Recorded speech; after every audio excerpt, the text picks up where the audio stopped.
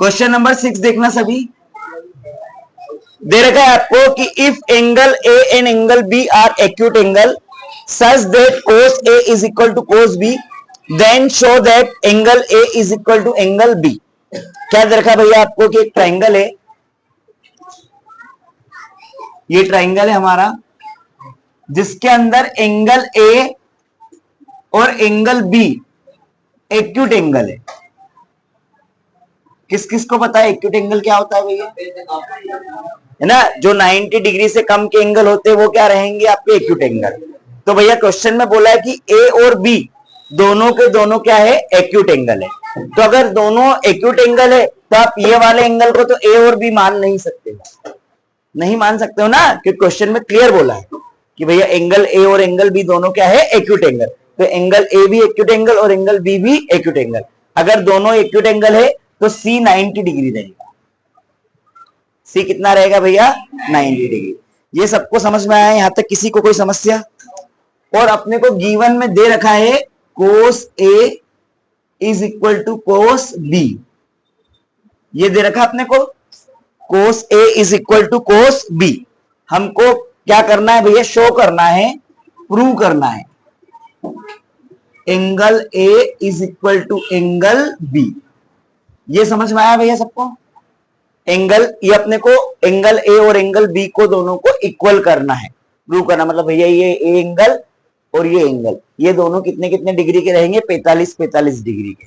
ये भी 45 डिग्री का, ये भी 45 डिग्री का। क्यों? दोनों 45-45 के 90 होंगे और ये अकेला 90, ऐसे करके तीनों एंगल 180 डिग्री के होंगे, है ना। तो लेकिन हमको प्रूव क्या करना है कि भैया एंगल ए और एंगल बी बराबर है। बराबर कब होंगे? जब 45-45 डिग्री के होंगे। 45-45 डिग्री के होंगे तो बराबर हो ही जाएंगे वो, है ना। तो हमको शो करना है, तो भैया शो करने के लिए हमको इसका सहारा लेना पड़ेगा। किसका? cos A और cos B का। तो हम इसको लिखेंगे यहां पर cos A is equal to cos B। cos A is equal to cos B। देखो ध्यान से देखना, ये cos A कहां है, cos A ये B अपॉन में H, इधर भी सेम आ जाएगा B अपॉन में H। इसमें किसी को कोई प्रॉब्लम? दोनों जगह सेम आएगा, लेकिन वैल्यू अलग अलग लिखाएगी। क्यों लिखाएगी? देखो उसका कारण बता रहा हूं मैं आपको। देखो आपके पास भैया बी, ये ए की बात हो रही, तो ए के सामने वाला ये क्या रहेगा, परपेंडिकुलर। तो ये क्या हो जाएगा, बेस, और ये क्या हो जाएगा, हाइपोटेनस। समझ में आया भैया? तो बेस क्या आपका, एसी। एसी क्या है, बेस अपॉन में ए बी। अपॉन में क्या आ गया भैया, ए बी। ये समझ में आया सबको? अपॉन में क्या आ गया आपका, ए बी। ये ए सी के अपॉन में क्या आ गया आपका, ए बी। ए बी कहां से आया, हाइपोटेनस आपका। क्लियर है सबको? अब देखो is equal to B upon में एच, वो सेम ही है अपना, लेकिन यहां पर बी की बात हो रही है। तो एंगल बी है आपका ये, तो ये परपेंडिकुलर बन जाएगा और ये बेस बन जाएगा। तो भैया बेस आपका क्या हो गया, बीसी। क्या हो गया भैया, बीसी। अपॉन में क्या आ जाएगा, ए बी। हाइपोटेनस तो चेंज होगा नहीं। आया समझ में सबको? भैया ए बी से ए बी चला गया आपका, आपके पास क्या बचा भैया, ए सी। क्या बचा, ए सी। और इज इक्वल टू क्या आ गया आपका, बी सी। इसमें किसी को कोई समस्या?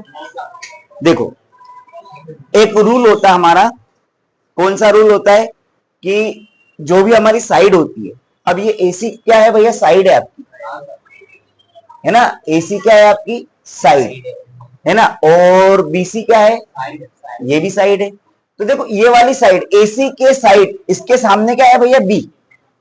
इसके सामने क्या लिखा है, एसी के सामने क्या लिखा है, बी। बी लिखा ना ये एसी, इसके सामने कौन सा एंगल है, बी। तो अपन लिखेंगे इसके सामने वाला एंगल बी।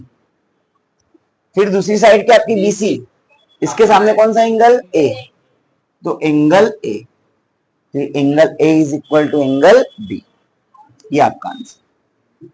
यही तो प्रूव करना था, है ना। दोनों एंगल हमको प्रूव करना था।